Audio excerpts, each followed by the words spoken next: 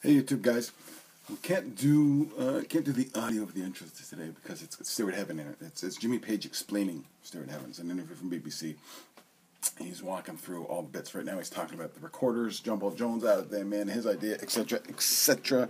There'll be a bit about how they wanted to. By the way, Jimmy Page shirt. Got my Jimmy Page shirt on for you guys. Hard to see, isn't it? There you go. And the mug's back. And you'll notice I'm up to date on the YouTubes, so that's good. So here we go. So yeah, I can't put the Stewart Heaven on because then I can't monetize the YouTube. YouTube doesn't like it when you do both. Well, I mean, I could do it. I've done it before, but it's a bit of an awkward thing to give you guys the audio. So go to iTunes, download it. Bump my numbers just to listen to the audio if you must, or search Jimmy Page Explains Stewart Heaven. You will see the whole video.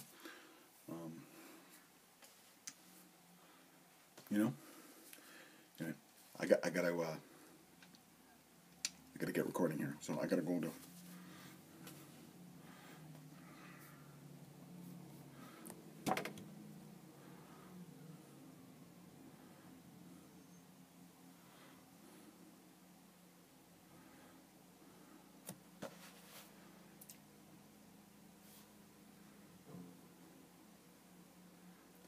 Say what? Ho, this is Brian. I know where that jive is at, Gardner. Coming to you from Ramble on Towers Dungeon Studio in scenic, Hespeler, Ontario. I think I have to bring my mic closer. Can you guys hear me okay? I don't know what, this is tough because I got everything around me here. Let me see if I can do it so that I can still give the YouTube guys a show. Problem is, now I got nowhere to put my coffee. With the old Jimmy Page mug and stuff. Not to block out the YouTube guys anyway. There we go. Okay, so where was I at? I know where that jive is at, Gardner. Coming to you from Ramble on Towers, the servants' quarters, under the stairs, as it were. Although I'm not in the servants' quarters, under the stairs. Listening to Ramble on Radio, episode 74. Ramble on Radio is the only dedicated Led Zeppelin podcast on this or any other known internets. Be sure to go to rambleonradio.com for all your Led Zeppelin news and any links I mentioned during the show. You can subscribe to Ramble on Radio through iTunes. Don't forget to leave a review. Where was I? Look, it helps with our placement. It helps with if you leave a review, it helps them to notice us, and that's always a good thing. Listen on Spreaker. That's SPREAKER.com. Spreaker. And be sure to follow me on Spreaker. And if everybody watching this on YouTube, everybody listens to this on iTunes, just go to Spreaker, set up an account, follow me. And then what I can do is apply to be on iHeartRadio. But you need like 100 followers before they'll seriously look at you. Or check out Ramble on Radio on YouTube. Hi, YouTube guys. Follow Ramble on Radio on Facebook, Google+, and at Ramble on Blog on Twitter. I do try to respond to people's comments and whatnot on those. Facebook one I use probably more than anything. Twitter I'm kind of trying to start to use more. Twitter scares me because I know it's the crack cocaine of social media, and I don't want to go down that Twitter hole, as it were. So that's. But anyway. We got all the YouTube videos updated. I missed last week, in large part because, my plans didn't fall into place. Old Jimmy Page's book is not making it to people's houses in any kind of a speedy. It was supposed to be here a week ago. 9 days ago, I think now. Last Tuesday was the day. It's still not available in Canada. You can't go to the bookstore and buy it in Canada. It certainly hasn't come. I've canceled my pre-order because I didn't buy the pre-order so I could get it whenever they feel like sending it to me. I bought the pre-order so I could get it on or before the day is really the reason to pre-order, because otherwise I'll just go to the store and buy the damn thing. And it looks at this stage like I'm so peeved with the Canadian, and there's one Canadian bookstore. There really is one. So I'm going to be in the States in about 8-10 days next weekend for Jimmy Page in New York City. I'm just going to buy it in the States. Screw chapters. You're not getting that $70. And the same thing will happen with the box sets and the LPs. It happened with the last set of LPs. They were a month and a half behind before they got to Canada. The box sets there was like one or two in the stores, and that was it for a long time. The CDs were plentiful, but that was about it. And then I didn't really have anything to talk about because I wasn't ready with the Robert Plant book. I'm still not quite ready with the Robert Plant book, to be honest, but we'll get into it a bit today. Then I realized this week, and I sat down and I made, earlier this year, I kind of went through and made a whole list of stuff that's upcoming. Anniversaries, 5 and 10 years, over the course of the year. So that's why I was on top of the Diamanda Gallus being 20 years or whatever it was. The Black Crowes, 15 years. I was on top of that because I sat and made a list, and I missed Led Zeppelin 2, which was released yesterday. 45 years ago. 45 years young is Led Zeppelin 2. And it still sounds young and fresh at times. So I could have talked about that last week. But we are going to talk about that this week, plus the Robert Plant book. I'll get into that a bit. A bunch of little stuff to cover. First, you listened to the intro. Was Jimmy Page explaining how they came to write Stairway to Heaven. You just got a couple of the snippets. He listens to the whole song and talks as he comes up with, as he thinks of stuff. He talks it over. So it's worthwhile digging up. Just Google Jimmy Page explains Stairway to Heaven. You'll get the video, and it should work fine for you. And it's worth watching the whole thing. And as I told the YouTube guys, because I couldn't play that bit on YouTube, it's there. Just look it up. Easy enough. Okay. Hey, our friend Dave Lewis has had a problem. His mode of transportation is bicycle. This is, by the way, is Thursday, October 23rd. I'm going to reference the date specifically. So yesterday was Led Zeppelin 2 45th anniversary. The same day, 45 years later, Dave Lewis gets his bike stolen. Coincidence? Yeah, probably. So Dave's, it's what Dave had. Dave gets around. He rides himself to the train station and takes the train places, or he's off on his bike. And it's his trusty bicycle has been stolen. Now people are already chipping in to help get him some new wheels. If you go to his webpage and kind of do the buy the magazine, I think you can figure out a way to donate. If you get to his email address, davelewis@tblweb.com or something like that, you can. I've been trying to look it up myself on PayPal because I've paid him through PayPal before. But I'm not able to kind of dig it up. I wanted to have it for you. But if you look around, you'll probably figure out a way to send him money via PayPal. On the other hand, there's a new Deborah Bonham album out called Spirit. I actually wasn't even aware of this until this issue came up. Robert Plant plays harmonica on the song Spirit. Paul Rogers duets on Duchess, and Jason Bonham plays drum on Old Hyde. And Deborah Bonham's a hell of a singer. So don't be, and it's £10. Now I had here in Canada, it came to $17 or something like that. Once you put postage and stuff in. But that's it. 10. So it's 50. I think it was. I forget what it was, but was it £15 shipping in? That's got to be right. So it must have been $27 is what I ended up paying, and £5 they're going to send to Dave for a new bike. And as of immediately speaking, 12:39 on Thursday, October 23rd, they had £10 already. That method, and I'm going to figure out a way to get another £10 to Dave. And speaking of Dave, yesterday he was in London at the Paul Smith Gallery, where they were debuting the Led Zeppelin scarves. Now, if you're thinking, oh, that'd be nice, love a scarf, need a scarf, know that they are $700, £395, That's upwards more than $700 Canadian. That's 711 or something. Probably closer to 680 or something like that in the U.S. But it's British pounds has gone up. Actually, I was there last summer. It was close to 240, 250. It had really, or 140, 150. Sorry, it had really dropped.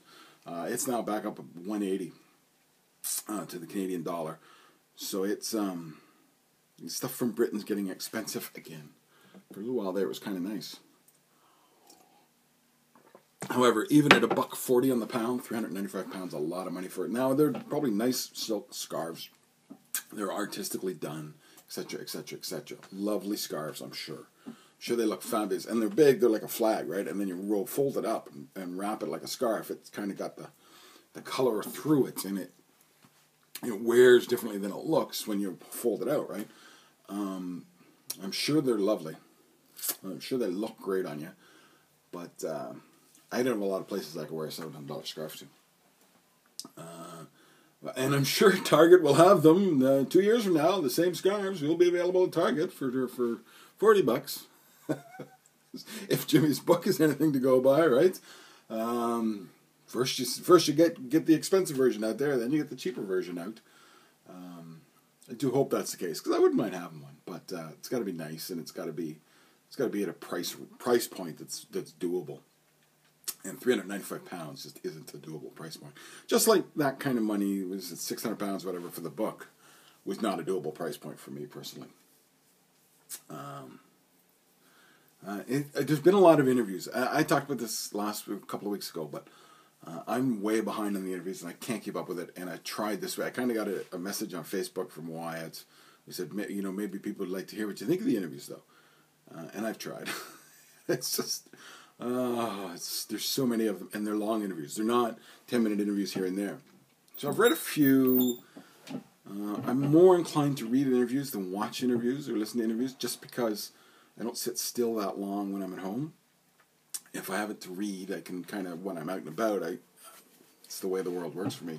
I'm afraid that's when I get time to stop, or I curl into bed with whatever reading material, and I'll read it. But I don't tend to kind of sit and watch videos for hours on end. And if I do, they tend to have James Bond in them. So I gave it a go, and they're out there. Look around. But there was one last week, and I got the headline, so I might have got it wrong. But Jimmy says he doesn't want to be in a Led Zeppelin tribute band. And hold on to your hats, people. I might be sticking up for Robert here. Hold on, everybody. I'm still not listening to the record, but hold on a minute. Hold on, I might go there. So Jimmy says he doesn't want to play in a Led Zeppelin tribute band, and what he means, I think I gather what he meant by it was go out with John Paul Jones and Jason Bonham and somebody else. And it would be a tribute band. Oh, and of course that would kind of exclude my idea of, Jimmy and John Paul Jones and 3 singers and 2 drummers and another guy to pick up some of the guitar parts or bass parts or keyboard parts as required. And call it not Led Zeppelin, but Jimmy Page and John Paul Jones presents an evening of Led Zeppelin. Much like Dennis DeYoung is currently doing. Dennis DeYoung presents the music of Styx. And I also seen the guy from Supertramp has been around a lot, actually, in the last couple of years, and he's still around doing, presents the music of Supertramp, and the music of Supertramp or something like that. And Rick Hodgson, right? Yeah, Rick Hodgson and the music of Supertramp or something. So he's not out as Supertramp, he's out as Rick Hodgson, but you're getting that. And so I gather that Jimmy's saying he doesn't want to do that. But here's the question. Isn't that Robert's position? Isn't that exactly Robert's position? The only different point being that Robert says we'd be a tribute band even with me in it. Even if it's me, you, John Paul Jones, and Jason, we're still nothing but a tribute band. That's principally Robert's position, is it not? And isn't he right? Even if they recorded new material, even if they went out and played that new material, let's face it, we're not going there to hear some new song. They will be bitching on the things going, are you fucking kidding? They didn't play XYZ, but they played that from the new album. Maybe 2 songs, 3 songs from the new album would be acceptable. But that's it, right? Nobody be wanting to hear the whole new album. Are you kidding me? You didn't play The Ocean? Or you didn't play Black Dog or Stairway to Heaven, which Robert hates, because you had to slide this new song. You know what I mean? All those bands doing this are in essence a tribute. And that's been Robert Plant's position all along. He words it poorly, I think. He talks about it, he doesn't want to do cabaret, is a line he uses a lot. But principally that's what he means, right? I want to make new music, I want to put out the new music, I want to do the new music. And yes, he surrounds it with half the songs he does are still Led Zeppelin songs, mashed up and butchered up and bastardized, etc., etc. But that's what he's doing. He's, if it was a Led Zeppelin album, his new album is Led Zeppelin, and he was going out and doing 50% of the new album with Led Zeppelin, and 50% of the show was old songs, 50% was the new songs. Holy shit, would be up in arms, wouldn't we? Holy, because I don't want to hear. Even if it was a great album, you'd be going, that's not what I came to hear. It's not that way anymore. It's just not. Nobody goes to see the Stones to hear whatever they put out recently. I was trying to remember the name of that one song. It was a bit of a hit a few years back, but I seen Elton John last, and he was tributing Goodbye Yellow Brick Road. He was doing that, and he played 6 or 8 songs off that album alone, plus a good chunk of hits. Yeah, he threw in 1 or 2 newy stuff. I don't think anything too new, but so it is Robert's position. He doesn't want to be in a tribute band. It's Jimmy's position. They don't want to be a tribute band. And even if, let's face reality here. Even if, let's imagine a world in which John Bonham didn't die. However, in 1980, Led Zeppelin still split up. Since 1980 from now, nothing's different. They've played together, except John Bonham's alive. Okay? They've played together at Live Aid. They played together at Atlantic's 40th anniversary show. They played together at Jason's wedding. And they played together. Then they did the big gig. And it was a disaster. It was a disaster. Who knows? Nobody actually has a recording. And it was a great show. They put out an album, etc., etc., etc. Okay? So nothing's changed. The music was more or less the same. Everything's the same. Aren't they still, at this stage, a tribute band? Because Led Zeppelin were a working band. They were guys, and I read in a guitar interview at one point, Jimmy Page talking about his guitars, and this, like he did this to it, and they wired this up, and he's got these 57 Les Pauls that are now worth, to buy one of these guitars, even not played by Jimmy Page, is hundreds of thousands of dollars. And he was drilling into them, shaving the necks. Well, but he says, we didn't think of that. I was a working musician. I needed an instrument that worked. They were a working band that created on the fly, that created on the road, that got together and recorded and wrote together, and they were a functioning, working unit. The last 40 years, the last 30 years, that's not been true. It's not been.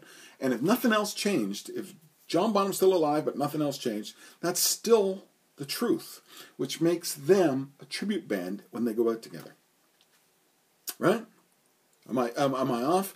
So, really, what's different between Jimmy's position and Robert's position, except Robert recognizes that last point, and Jimmy doesn't.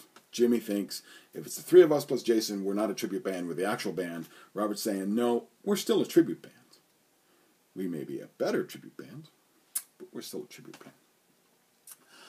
So some props, I guess, must go to Robert for recognizing that point. And if that's not what Jimmy wants to do, then it's time to move on and do something else.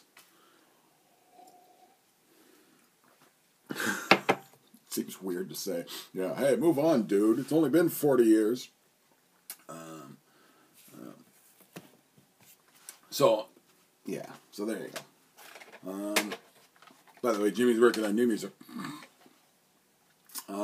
Okay, let's go to Led Zeppelin 2, and then I'll get to the book. Led Zeppelin 2, here we go, folks. Cassette, 8-track, and LP. How's this? And I think I've run this line before, but when talking about Led Zeppelin 1, I talked about announcing your presence with authority. Good times, bad times. How about Whole Lot of Love is a way to announce your presence with authority? Holy jumping, that's the start of an album, isn't it?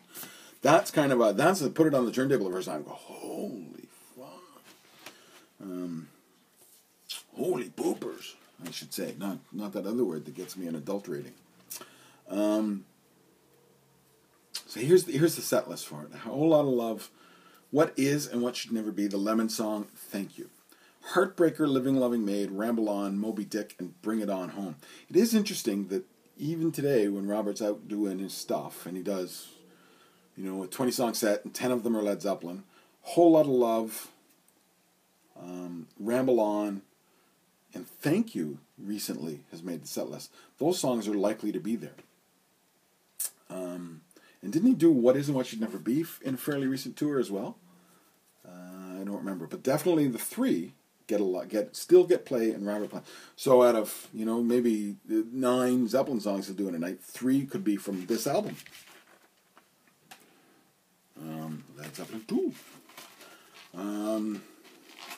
Did I do side 2? Side 2, Heartbreaker, Living Loving Maid, Ramble On, Moby Dick, and Bring It On Home. Yeah, I did.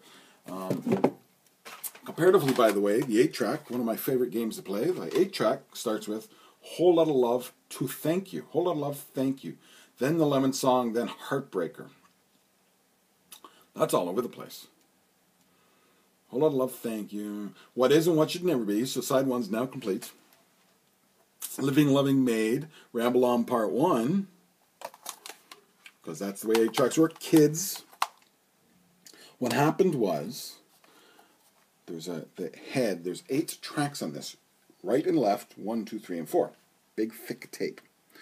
And the head read 2 at a time. And then it would hit a piece of metallic tape and move. And you get a click. And then, so they would fade the song out, fade the song back in. After the click. It happened. It happens on this. Ramble On, Part 1, Part 2. Moby Dick, and Bring It On Home. So it ends as it begins. Living Loving Maid, Ramble On, Moby Dick, Bring It On Home. It's just the first 5 songs they mess around. Right? Thank You, a Whole Lot of Love, Thank You. And that's timing. That's because the tracks are, whatever. The album's going to be 40 minutes long, so each track's 10 minutes, so look, these 2 make 5, these 2 make 5, and you only have to split Ramble On. It's the only one you have to do the weird splitty thing on. That's why they do that, by the way. On the cassette, there you go, look at that. A Whole Lot of Love, What Is and What Should Never Be, the Lemon Song, Bring It On Home. Heartbreaker, Living Loving Maid, Ramble On, Moby Dick, and Thank You. So Bring It On Home and Thank You have been moved on the cassette version. There you go, folks. By the way, that's a 1980s version cassette, I think, not a 1969. They did exist in 1969, kids. They did exist. And that's a cassette. Some of you young folks may not even know what they are. They did exist in 69, but they were awful quality. And it wasn't until about the 1980s. My first kind of tape player, whatever, was in fact a cassette player. It was a radio with cassettes, and I used to tape songs off the radio when I was about 12, so we're talking 75. Ignore the funny sound. It's the recycling guys picking up our garbage outside. So this is people talk about this album changed music. This is the first heavy metal album, etc., etc. But you look at, this is the album with Whole Lot of Love and Heartbreaker on it. I was listening to a sports radio show last week, and they bumpered in with Ramble On, the beginning, and the host says, who's an old crotchety moron sometimes, says, "Oh, look, it's the elevator music." And the ghost says, it's Led Zeppelin. It's not elevator music. This guy, by the way, is a U2 fan. But, Led Zeppelin's elevator music in his weird, twisted world.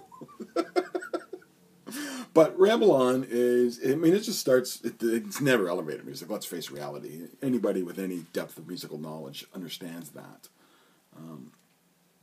But it's softer for certain. This is what is and what should never be. But what is and what should never be has the most fundamentally beautiful slide guitar solo I know of. I love slide guitar, and when I write music, I'm always throwing in, which I don't do a lot anymore, by the way, and don't ask me to send, so I don't have any. But for years, I've always, almost every song has a slide solo in it, and I'm not very good at it. And that's what I'm trying to hit, and always that, what is and what should never be. It's such a stunningly beautiful solo. He nails something, and I don't mean beautiful in the melodic, pretty, it's the Eric Clapton song, Wonderful Tonight. Not in that way. It's more in the feeling it creates, and it's a fundamental exercise in Jimmy Page's light and shade. Right? It's soft. It's quiet. It's an electric guitar with tons of distortion, and it's not really melodic, but it comes across as an extremely pretty little solo. There's a lot of light and shade in that solo itself. And the same goes for Ramble On. Ramble On's got so many shades coming in and going, and the volume comes up and the volume goes down. It's almost a precursor in a way to Stairway to Heaven.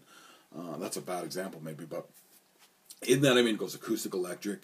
The volume goes up, the volume swells, and if you listen to the end of it, it's just so much weird stuff going on at the end, and but that's no elevator music. I've never been in no elevator like that, I'll tell you. Yeah, it's something. Bring It On. I've always loved Bring It On Home too. Bring It On Home was one I have shown I don't have the book with me today because I live a fundamentally messy life and I can't find things when I need them. But I have the music book. I have the sheet music book from Led Zeppelin 2. No tab. For you guys, you kids again, who, back in the 70s we didn't have the tab. You just got basically the piano music books with stamps of the chords over top, which of course is wonderfully useless in a Led Zeppelin book. I really don't think they're playing that E chord. A whole lot of love or something, But Bring It On Home is when I was able to kind of fart through the music and figure out what he was playing and loved. It was the first time I actually played that kind of a blues lick. And even the lick itself, now I was going E-A-E on the, instead of the, it's hard to explain, but he goes E-A-E on the verses, but not a standard E-A-E. It's a really cool little way of doing it, actually. Anyway, I almost don't know what to say. This is like, to you people listening especially, this is self-explanatory, right? Led Zeppelin 2 is Led Zeppelin 2. It's a phenomenal album. It's a groundbreaking album. There's not a bad song. I don't know. I could live without Moby Dick because I could live without drum solos always. Even John Bonham drum solos.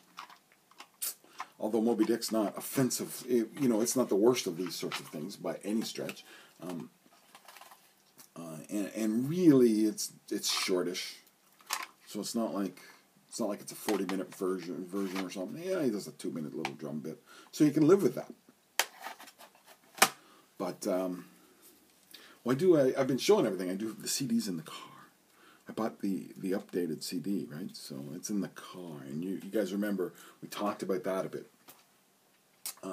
How I paged their racks because I didn't want the deluxe edition. Oh, the deluxe editions! Yes, that's something we need to talk about. They have leaked. Led Zeppelin 4 and House of the Holy have leaked. They leaked last weekend. If you've had the chance to get them, they're listenable now in high def FLAC and MP3s. They're out there. And I'm going to wait till next week to talk about them very much, except to say I was way more impressed with House of the Holy than 4, and both of them basically redo the album in different mixes. Basically what happens. And just yesterday, I think they released the Stairway to Heaven version of the remix, the Sunset Sound remix, it's called. I have to do my research a bit for next week on this. But here's what really happened. They took the final tapes to LA, to Sunset Sound Studios, and remixed them. And then they brought them back to London, put them on, I think it was Olympia Studios. This is the bits I got to research. And the band listened to it, well, what the hell's wrong with it? Something sounds awful. So they remixed them in London, and that's what got released. But the remixes from Sunset Sound are fine. And it sounds like Sunset Sound was so advanced for its time that the equipment they put it on back in London couldn't handle or whatever. Whereas nowadays, with the equipment we have on our phones, can handle it. Just the way it works. That's the progress of the thing. But something weird happened anyway, and it did. The only thing that made it from the Sunset Sound onto the original album was When the Levee Breaks. Now, so they've released 3 or 4 of the Sunset Sound mixes. It's the exact same song. Exact same. All the same tracks, the same guitar solo, the same vocal track. Nothing's changed. Nothing. Except they mixed it in different places. Oh, I just got weirded out in here. Gotta take off the headphones. So the Sunset Sound is really the exact same, and the differences are so subtle. Oh, the guitar's a little softer than the keyboard. There's really not a lot there, not a lot of meat there. And When the Levee Breaks, they did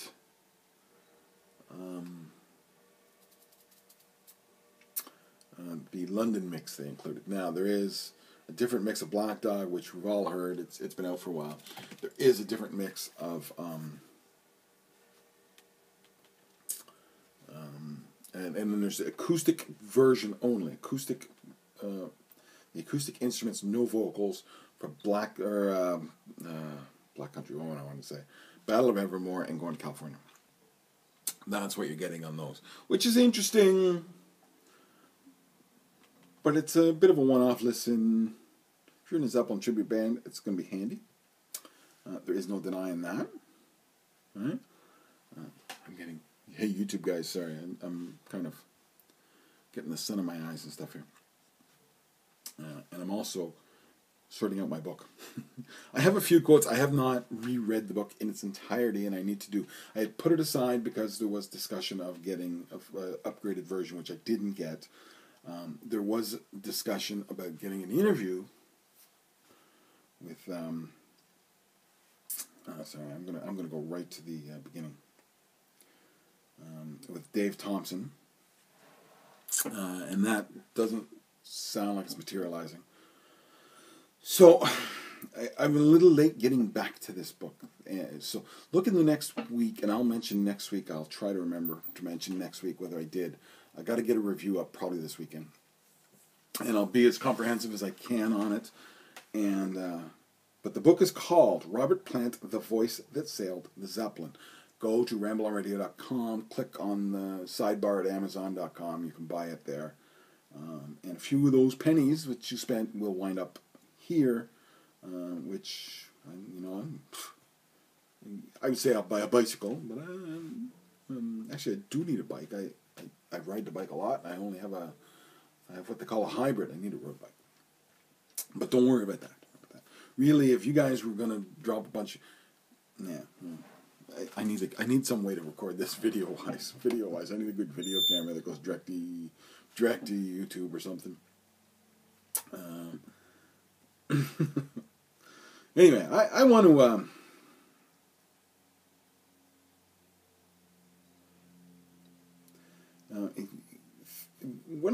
I like this book a lot. I think he gets the essence of Robert Plant very well. He ignores the stories, the crap stories. And I wonder if I can get... He actually says...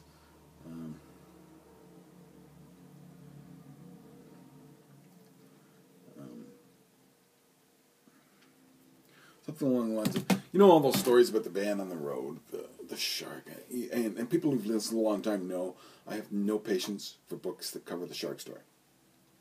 The Mud Shark or Red Snapper or whatever it was. He puts into question whether it was actually anyone on Led Zeppelin, and that's been questioned before. The guys have been able to fudge say it was them. Some people say it was the roadies. But he talks about, these stories are interchangeable between bands, and, young men on the road, bored, being idolized, and having women throw at themselves act badly. They did so in the 60s, they did so in the 70s, they did so in the 80s, 90s, and they do so today. So stories about the debauchery of the road are really... there's nothing unique about Led Zeppelin in the debauchery. The details may change, but the stories themselves are fundamentally the same, right? And there's only one way to screw a woman, right? And at the end of the day, none of that amounts to what they amount to.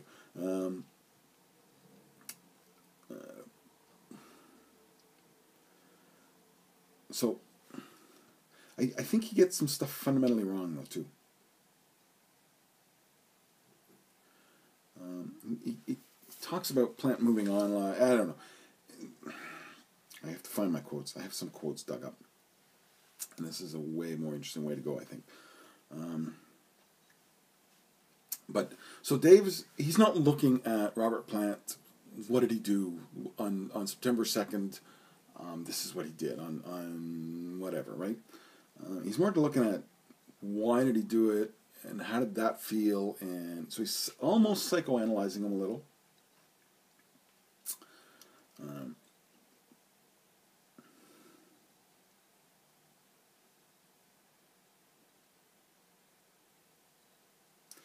And I think he gets a lot of stuff fundamentally wrong to start with, and I'm going to go with this one. The fan club is bitterly divided over whether he's best referred to as a Viking warrior or a Greek god. Such things never mattered to him because he never lost sight of the reason why they mean so much to other people. It's the music that drew them to him in the first place. That's a bit of a crock. He was the guy who quoted himself as the golden god. So to say that never mattered to him is not true. That's not to suggest the music wasn't always important to him, right? Like this one I thought was, whether at the helm of Led Zeppelin, where it was, basically, generally Plant's lyrics set the mood of the music. Are you kidding me? Plant's lyrics often came last. The mood of the music was set long before. What Plant was remarkable at was writing, doing something that nobody else has been able to do, which is writing lyrics that fit what Jimmy Page writes. Not a small feat, by the way. I don't mean to diminish what Plant did.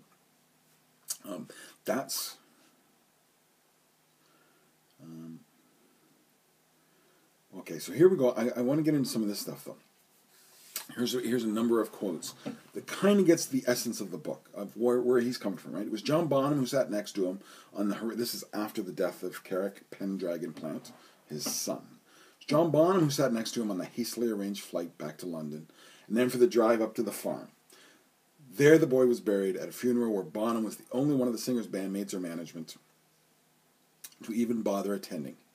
There, too, Plant came as close as he ever had to swearing off rock and roll forever. His lifestyle, he knew, had already placed his marriage under incredible strain. The months he spent away touring, leaving Maureen to raise 2 children on her own. Now there was just one. Plant could not help but wonder whether things might have been different if he had been at home. Friends speak of the Stygian darkness that engulfed Plant then, and how he considered applying for a teacher's college. Stygian, by the way, relating to the river Styx. Stygian. Almost a year would pass before he met with his bandmates in May 78 at Clearwell Castle, a gorgeous mock Gothic manor house in the heart of the Forest of Dean on the fringe of the Welsh border. Longer than that would elapse before he would forgive them for not attending Carrick's funeral. That's getting to the heart of Robert Plant, right there. And especially the line, and I've mentioned this before, Plant could not help wonder whether things would have been different if he had been at home. The sticky in darkness is a great line, by the way. I had to look up sticky.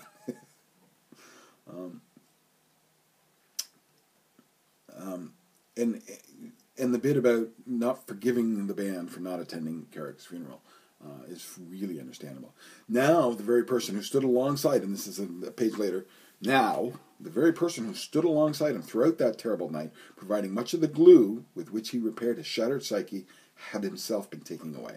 And that's talking, of course, about John Bonham and his death. So you want to understand why Robert Plant won't reunite Led Zeppelin. That's a sentence there that walks you through a bit of it.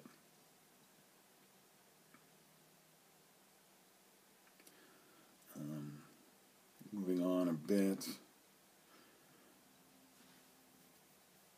This is talking about, so puttered around the barn after John's death and trying to find himself again. The things he lost were far more precious than those, and these were not only his son and best friend. He'd lost sight of the reason he was in the music industry in the first place, the simple joy of making music.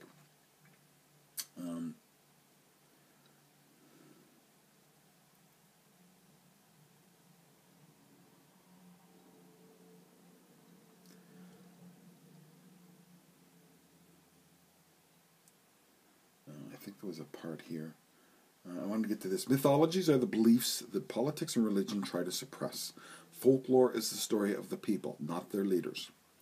Rock and roll filled that same space and served that same purpose. A bit of a where was rock and roll coming from in the day, but what he's really talking about is Robert Plant using the folklore within his writing and how it was a more natural fit than it may seem.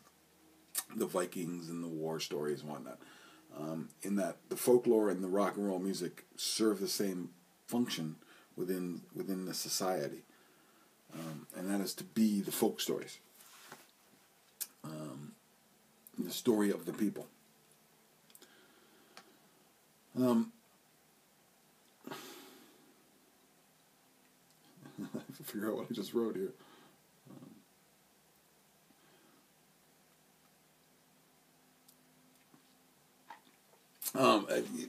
You get the picture? Do you get the picture? It's talking about Robert Plant as a person, as a writer, as an artist, from the angle of writer, person, artist, not as. So it's not.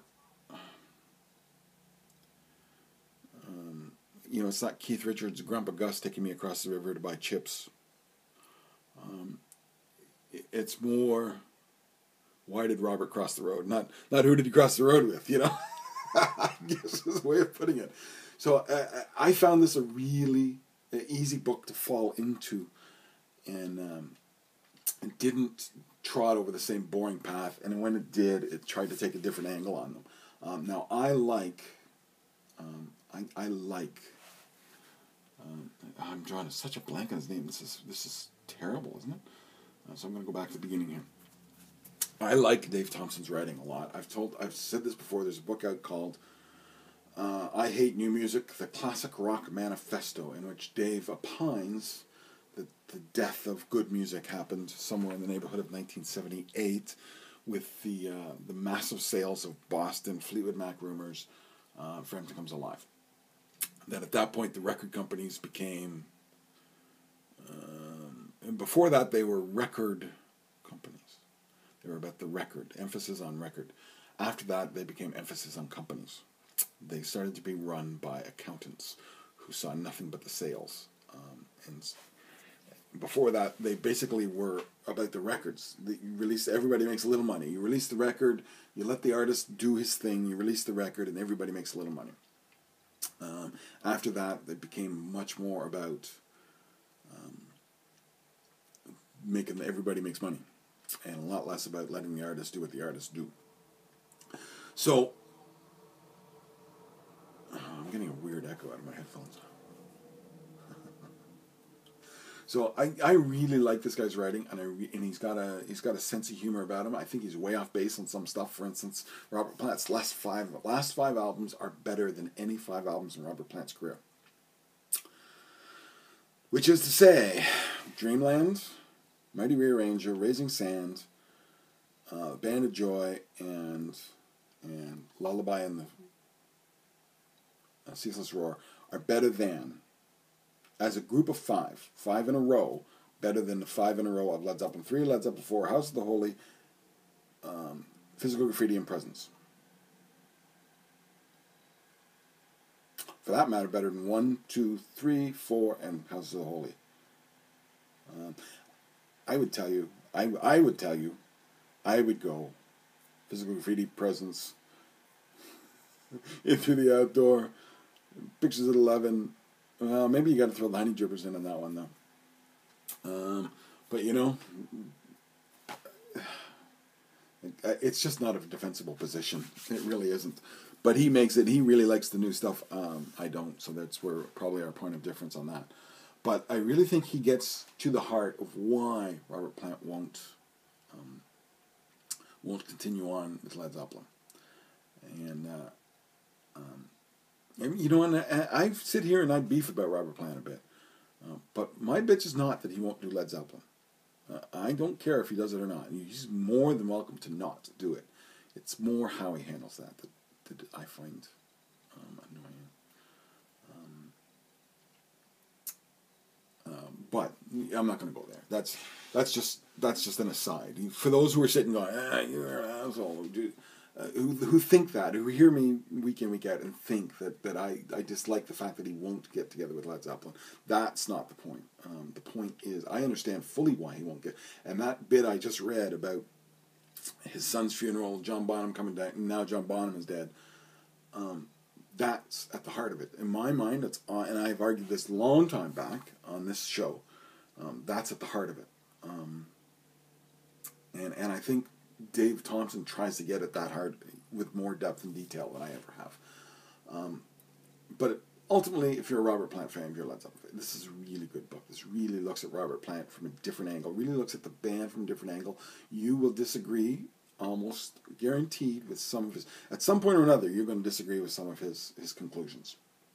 Whether it's the best 5 albums of his career, or whether it's that Robert Plant sets the mood with his... or that The Battle of Evermore is the greatest set of lyrics ever written in a rock song. I think he goes there. Certainly thinks it's Robert Plant's best lyric. There'll be something you disagree with. It doesn't make it a bad book, and it is an excellent book. And I recommend this one highly. And I will be doing a comprehensive written review sometime in the next week, and I will try and mention that next week. But look for it on Ramble on Radio, and I'll get it out there. And as soon as I have the Jimmy Page book, I'll talk about it. I promise. I expect it'll be 2 weeks, because next week's going to be the remaster week. And the week after that, I will be in New York on the Monday, seeing Jimmy. So probably I will cover Jimmy Page's book plus Jimmy Page Speaks at the 92nd Street Y together. And I may even try and do something special. I think these things, and I talk about these things, and I never do them. So, but I may try and do something special. Get some guys together when we're in New York. Maybe after the talk, see if we can get 4 of us together in a bar and record it. So hey, look, if you're going to the 92nd Street Y and that interests you, maybe that's something. Contact me, and I'll see if we can put something together. So that's it. That's it for this week, folks. Thanks for listening to Ramble on Radio, episode number 74. Seat of the Pantsy, and we got through it quite nicely. And it's a beautiful sunny day. I am looking forward to getting out into it. I have to tell you the truth. It's a cool fall day, but sunny, bright, beautiful, and it's going to be a nice one. I got to drive to a farm in the country, actually, so it's going to be nice. And then they got the Suns football game tonight, which is the ultimate fall activity. And he's doing really well in it. He's his senior year in high school. Although this is something Americans won't understand for sure, or even Brits, but he'll be doing a victory lap, which is a kind of a 5th year, and it's popular here. Even the university's looking at football players, like them to do the 5th year. It's popular. It helps kids get maybe boost 1 or 2 marks to get better university.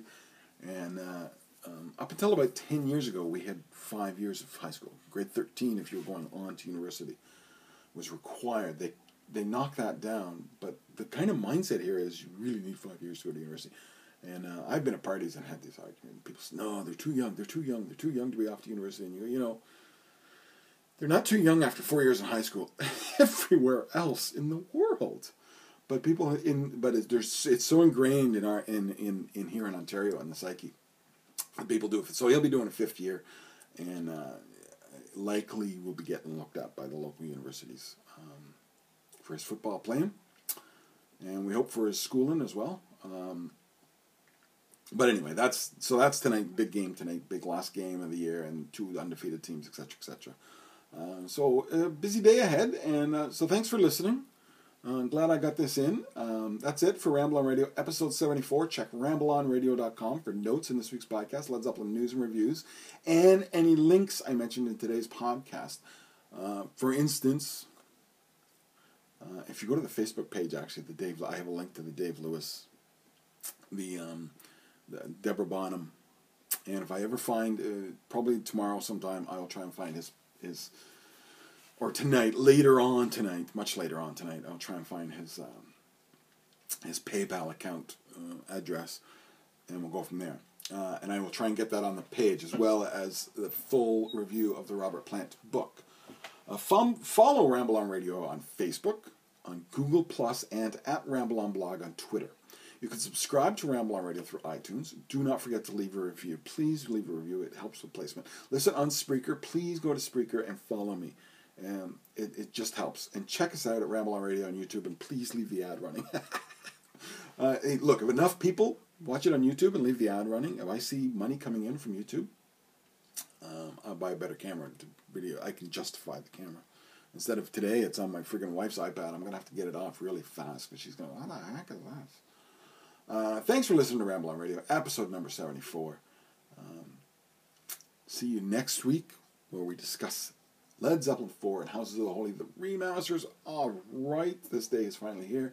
And hey, keep it coolin', babies. Bye, YouTube guys.